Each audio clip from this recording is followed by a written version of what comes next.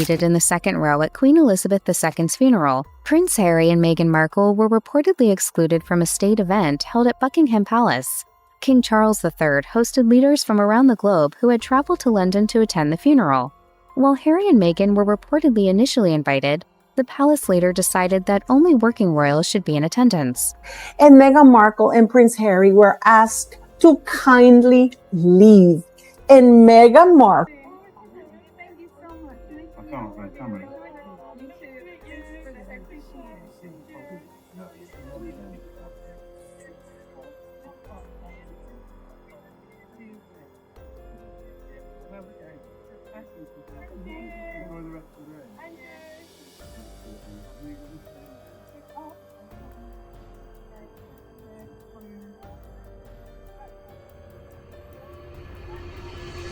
Something unusual has been quietly following Meghan Markle from place to place, and people have definitely started noticing it. It's not loud drama every time, but more like a pattern that keeps repeating in different settings. In this breakdown, we're looking at 10 moments where Meghan was reportedly asked to step away or leave situations early, often tied to what some described as off energy. And trust me, some of these moments get more unexpected as we go, especially number 5. Let's start with a moment that caught attention during a royal trip to Morocco. Everything was set up with precision, including a red carpet prepared specifically for Prince Harry to walk down while inspecting the Guard of Honor. It was one of those formal royal traditions where every step is planned in advance. Now, from a distance, it looked like Meghan was about to walk right alongside him and share that spotlight. But that's where things shifted quickly. A staff member stepped in and gently redirected her away from the carpet. You could see there was a brief exchange, and while it wasn't dramatic on the surface, the message seemed clear. That path wasn't meant for her at that moment.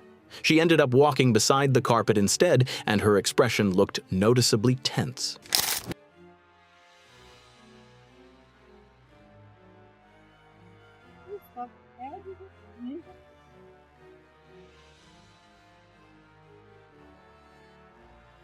Some people later speculated that the red carpet was reserved strictly for the royal role Harry was carrying out, while others questioned whether she simply misunderstood the protocol. Either way, it turned into one of those small but very talked about moments where things didn't go as expected. Now moving forward to March 2019, things shift into a much more formal royal setting. Buckingham Palace was hosting a major reception to mark the 50th anniversary of Charles becoming Prince of Wales. This wasn't just any gathering, it included senior royals and high-profile guests, all under strict structure and tradition. Before the main event even began, there was a private viewing planned. Queen Elizabeth II, Prince Charles, and Prince William were set to review historic investiture items in a closed room. It was meant to be a quiet, important moment before everything officially started, and this is where another situation reportedly began to unfold. Now here's where things start to look even more awkward behind the scenes. This next moment took place during that same Buckingham Palace reception, and it wasn't just about being in the wrong place. It was about completely ignoring clear instructions. Only a very specific group was allowed inside that private room. It was strictly reserved for senior royals along with their spouses. Everyone else had already been told to wait elsewhere. No confusion, no gray area. But somehow, Harry and Meghan were already seen standing near the entrance before the Queen even arrived. That instantly raised eyebrows because it suggested they had moved ahead of where they were supposed to be. From a commentary point of view, that kind of move doesn't go unnoticed in royal settings. These events run on structure, and stepping outside that structure stands out immediately. At one point, Prince Charles reportedly had to step in and say something along the lines of, "No, senior royals only." That should have been enough to settle it right there. But according to what's been shared, they didn't immediately step back. And that's when things escalated in a quiet but firm way. Palace staff, along with security, stepped forward and guided them away from the area and out of the room entirely. No scene, no raised voices, just a clear correction happening in real time. Moments like that might seem subtle, but in that environment, they carry weight. It's not just about where you stand, it's about understanding your role and respecting the boundaries that come with it. Then, not long after their wedding, another situation reportedly unfolded at a much more private setting. Meghan and Harry attended a birthday gathering for Prince Charles, which should have been a relaxed family event. But according to accounts that surfaced later, things didn't feel quite right during their time there. It was said that Meghan seemed uncomfortable and out of place, almost like she didn't want to stay. At one point, there were claims she expressed that she just wanted to leave and go home. That kind of mood didn't go unnoticed, especially in a setting where presence and engagement matter. From what's been shared, Camilla became aware of the situation and passed the message along to Charles. And instead of letting the atmosphere feel awkward for everyone, a decision was made pretty quickly. The idea was simple. If someone clearly doesn't want to be there, why keep them in that environment? So the evening took a sudden turn. Harry was reportedly informed that their car was ready outside, signaling it was time to wrap things up.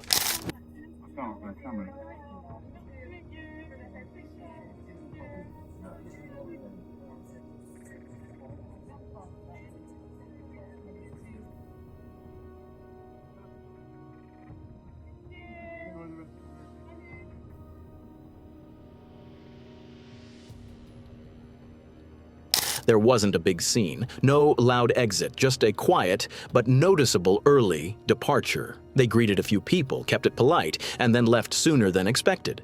Moments like that might seem small on their own, but when people look back, they start connecting dots. Because this wasn't the only time something like this reportedly happened. Then came another major public event that made the shift even more visible: the Platinum Jubilee of Queen Elizabeth II. This was a historic celebration marking 70 years of her reign, filled with tradition, ceremony, and global attention. And during this event, something stood out immediately. Harry and Meghan's roles appeared significantly reduced compared to what people were used to seeing. There was no balcony appearance alongside senior royals, no central positioning during key moments, none of the high-profile visibility that typically comes with being at the core of the family. Instead, they were seated away from the main group, noticeably separated from Prince William and Catherine. And from a viewer's perspective, it didn't look accidental at all. Everything about the arrangement felt deliberate. It sent a quiet, but very clear signal. If you're no longer a working royal, the access changes too. But the Sussexes are now very much second-row royals, taking their seats away from senior family members. Titles alone don't override the structure. Public attention doesn't rewrite tradition. And for a couple often surrounded by media focus, this shift was impossible to ignore. From arriving with expectations of being part of the central picture to being placed on the sidelines, it marked a very different kind of presence. Not loud, not dramatic, but definitely noticeable. And moments like that tend to leave a lasting impression. Now moving back into royal territory, another claim started making rounds involving Meghan's role at the National Theatre. This was during her time connected to the arts as part of her royal duties. According to reports shared online, Queen Elizabeth II had wanted to meet with her ahead of an event. That alone shows there was a planned interaction at a very high level. But the story goes that Meghan went ahead with attending the arts-related meeting instead of aligning with that request. Here's where things take a strange turn. By the time she arrived, the situation had completely changed. The meeting had already been canceled, and there was no event taking place anymore. So when she got there, she was reportedly informed that there was nothing scheduled, no meeting, no appearance, nothing to attend. And moments like that only added more confusion to the bigger picture. And just when things already felt tense, the situation reportedly became even more uncomfortable. Security stepped in, and Meghan was quietly escorted away from the location and told to return to Buckingham Palace instead. No big scene, but the message was firm and impossible to miss. What made this moment stand out even more was how aware she seemed of the cameras around her. Every movement looked calculated, every expression controlled. And one detail that didn't go unnoticed: she appeared without her ring. That instantly sparked speculation, with some people interpreting it as a subtle signal aimed at Harry. Now, whether that was intentional or just a coincidence, it added another layer to an already awkward situation. Because ignoring a direct request from Queen Elizabeth II isn't something people take lightly. From a commentary perspective, this wasn't just a small misunderstanding. This was the monarch herself, and also Harry's grandmother. In that world when she calls, you show up. No delays, no detours. And if the reports are accurate, this became another moment where Meghan had to quickly understand how strict royal hierarchy really is. No matter the title, no matter the attention, there's one rule that doesn't bend: you don't outrank the Queen. Now, shifting away from the royal setting, another story started circulating from a completely different world: New York City dining. And this one comes from someone who worked directly in high-end hospitality. Michael Cecchi-Azzolina, a well-known maitre d', shared an experience in his book, Your Table is Ready. Tales of a New York City maitre d'. He described an encounter at the restaurant Le Coucou back in 2017, and it quickly caught attention. According to his account, Meghan arrived with a handler who made a very specific request. They wanted a private table, and the reasoning behind it was tied to who she was dating at the time. The handler reportedly emphasized that she was seeing Prince Harry and could soon become a duchess. The expectation seemed to be that this connection would open doors instantly. But the response they got wasn't what they expected at all. Michael explained that he calmly told them there were no private tables available. Simple as that, no drama, just a straightforward answer. And instead of backing off, the request was pushed again with even more emphasis on the royal connection. Now here's where it gets interesting from a commentary angle. He admitted that his first reaction was almost disbelief. Not because of who she was, but because that kind of name-dropping didn't carry weight in that environment. He pointed out that the restaurant regularly hosted influential people, celebrities, and high-profile guests, so this situation didn't stand out in the way it might have elsewhere. Throughout the exchange, Meghan herself was described as quiet and somewhat distant, not engaging much, just letting the situation unfold around her. Later on, he described her presence as aloof, suggesting there was a disconnect in how things were being handled. From the outside looking in, it came across like expectations didn't match reality. The idea that a title, or even the possibility of one, would automatically change the situation didn't land the way it might have been assumed. And instead of getting what was requested, the whole moment reportedly turned into an uncomfortable situation. Now fast forward to when Harry and Meghan stepped away from their roles as working royals. At first, it looked like a fresh start. Freedom from constant obligations, less pressure, more control over their own lives. But what didn't fully register at the time was that stepping away also meant leaving certain privileges behind. And that reality reportedly hit hard. One of the biggest turning points came with Frogmore Cottage. That residence wasn't just any home. It symbolized their place within the royal circle. Overnight, a spokesperson for Prince Harry and Meghan Markle saying the couple is being kicked out of their Windsor home, telling NBC News the Duke and Duchess of Sussex have been requested to vacate their residence at Frogmore Cottage. But after their exit, they were asked to vacate the property and not return. From the outside, it looked like a very clear message. This wasn't just a relocation, it felt like a full separation from that chapter of their lives. A real pack up and move on moment.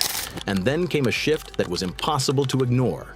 Meghan Markle was no longer included in future balcony appearances, and this wasn't some small symbolic change like people tried to frame it as. This was a very public adjustment, one that made it clear her role had changed in a major way. The balcony moments are some of the most watched royal visuals in the world. They represent status, position, and who is considered part of the core circle at that time. So being removed from that space, that sends a message loud and clear. Almost overnight, things looked completely different. The Queen has culled the guest list for one of the key moments of her Platinum Jubilee celebrations. Only working members of the royal family are permitted to join her on the balcony at Buckingham Palace, meaning the Duke and Duchess of Sussex and Prince Andrew have been snubbed. One moment, there was constant visibility, front and center positioning, and global attention. The next, that presence was gone from one of the most iconic royal traditions. And the palace didn't present it as temporary either. From a commentary standpoint, it felt like a firm line had been drawn. Then came one of the most emotional events for the royal family, Queen Elizabeth II's funeral. This was a moment centered on unity, respect, and honoring a lifetime of service. But even during that deeply significant occasion, the dynamics were noticeably different. Meghan's position stood out right away. She was seated further back, away from the senior royals and partially obscured from clear view. At times, even candles blocked the camera's line of sight. Now, in royal events like this, nothing is random.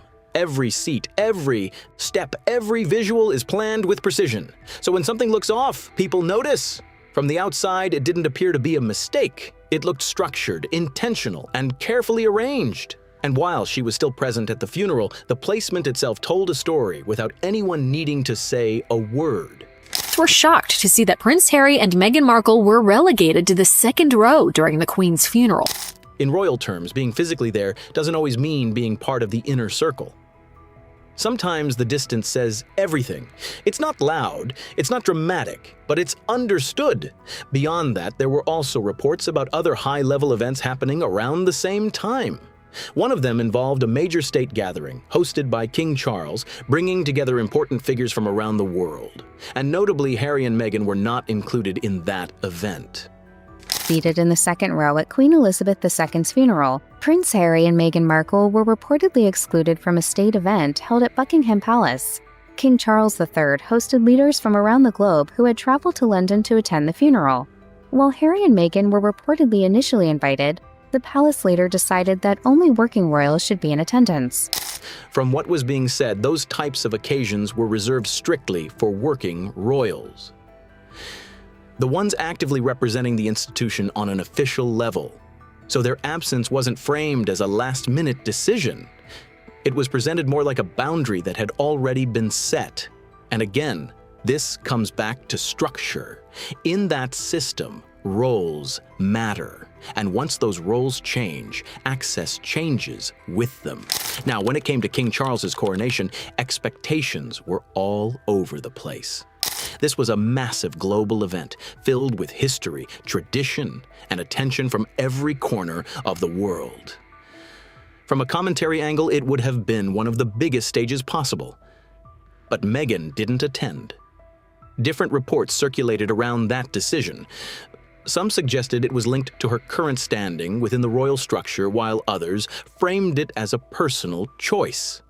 Either way, the result was the same. She wasn't there for one of the most important royal moments in recent history. And that absence didn't go unnoticed, because when you look at the bigger picture, each of these moments starts to connect.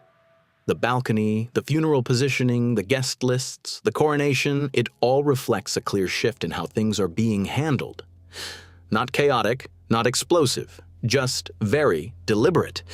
And there you have it. A full breakdown of moments where Meghan Markle was reportedly asked to step back or quietly move aside, each one sparking its own wave of reactions and questions. Some of these situations were subtle, others were impossible to ignore, but together they paint a picture that people are still debating. Now I'm curious, which moment stood out to you the most? Was it the royal events, the public appearances, or the behind-the-scenes stories? Drop your thoughts in the comments and let's talk about it. If you enjoyed this breakdown and want more content like this, make sure to hit that like button, share the video, and subscribe so you don't miss what's coming next. And before you go, check out the next video on your screen right now for even more celebrity drama and behind-the-scenes moments you won't want to miss. See you in the next one.